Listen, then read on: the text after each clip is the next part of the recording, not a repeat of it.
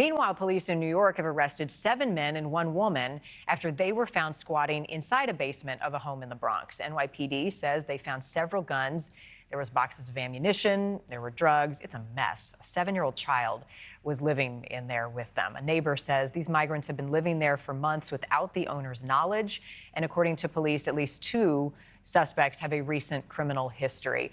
Sheriff Thaddeus Cleveland is back with us. He's the sheriff in Terrell County, Texas. He has been on the front lines of this immigration crisis at the border and the influx of migrants we've seen. So you're living it day in, day out. Sheriff, thanks for being with us again. I'll talk about those instances and the squatting in a moment, but I want to start with something new here. You were part of the arrest of an asylum seeker who's now in custody, accused of smuggling illegal migrants into the U.S., and we've got some images of the car they were in. Tell us how this all went down. Yes, ma'am. Good morning, Marni. And first of all, that was actually one of my newly hired deputies that made that stop last night.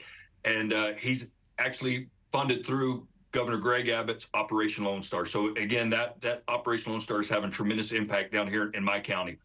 But no, he encountered a vehicle. The vehicle actually had license plates that were registered to another vehicle. So that gave him, the suspicion to go ahead and make the stop. And when he went up and encountered the driver, noticed the illegal aliens in the back, which were 4, and went ahead and made that arrest for illegal alien smuggling. Then we found out that the driver of the car is an asylum seeker from Venezuela, and he will be charged for illegal alien smuggling. Did they resist arrest? What went down when the officer pulled him over? This one they didn't. They actually pulled over. My deputy let me know that he led him on a bit of a pursuit, and that typically happens out here. But usually what they do is they will abscond. They will all open the doors and just run out. And they didn't in this instance, which was good. And he was able to apprehend everybody that was in the smuggling event. So everybody's safe. Where are they now, Sheriff? So the 4 illegal aliens that were being smuggled were all from Mexico. They were turned over to Border Patrol. And out here, we catch, as I've told you many times, mainly people from Mexico. So they will be returned to Mexico.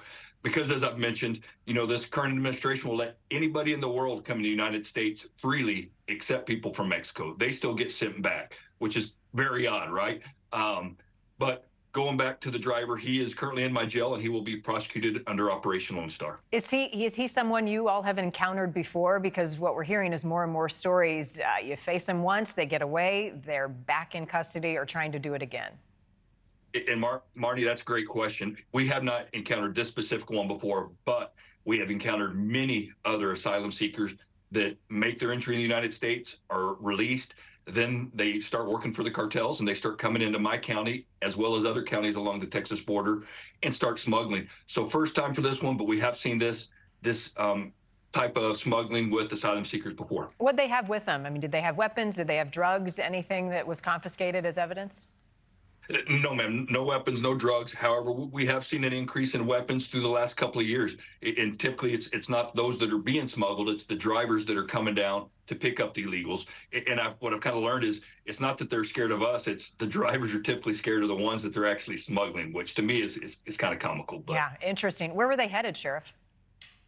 They were headed to Houston, Texas. Thank you for watching. Go to newsnationnow.com to find NewsNation on your television provider. And don't forget to click the red subscribe button below to get more of NewsNation's fact-driven, unbiased coverage.